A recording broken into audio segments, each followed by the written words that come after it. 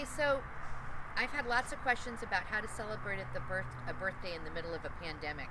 Um, well, here's some of the things that people have shared with me that they've done. There's been those drive-through birthdays, which I think are really cool, where you're out in your front yard and you have birthday favors and people drive up in their car and they drop gifts off and you say hello to everyone and then they drive off. Those are great ideas. Just make sure, hey, if you're going to get close to them and hug them, wear a mask. Um, if they're going to get out of the car, that you keep your distance. I know it's better that you're outside like we are, and believe me, I'm quite far from the person filming me because if I'm wearing a mask, it's going to muffle my words. So I want to make sure you can hear me. But think about what's best for your family, because even in a small family unit, it just takes one person bringing that virus in, and they may have no symptoms, but the next person could end up in the hospital. We just don't know the way this works, and we're also in strep throat season, flu season, all of this. So that's another factor.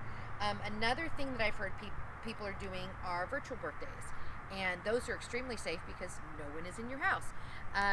And I think you can be real creative with these virtual birthdays. You can have people share about the person. You can do games. You can do all kinds of things. On the computer, you're only limited by your lack of creativity. So you can do a lot. I also think the yard decorations are absolutely adorable that people are doing with happy birthday on there. So that's a great thing to do.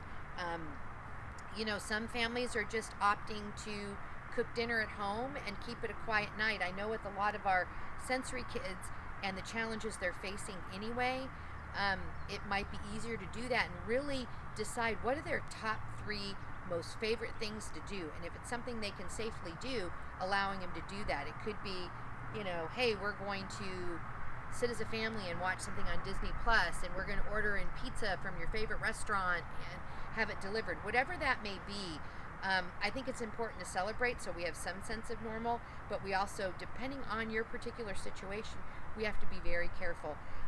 In terms of having live birthdays, it's the same thing with Halloween. It's the same thing with any of the holidays. The CDC is telling us that small gatherings, even family gatherings, are high risk. So we just need to be mindful of those situations and try to prevent. I get concerned about kids getting sick, but I also get concerned about the fact that everything is so different now, and we have to think about their mental health also. We want them to be able to talk to their friends. We want them to have social time. We want to bring as much normal as we can bring in safely. And that's going to vary from my household to your household.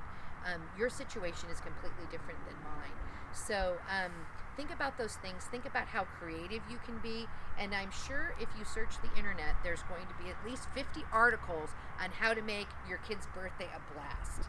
Okay? So happy birthday to those birthdays that are coming up, and we hope you're safe.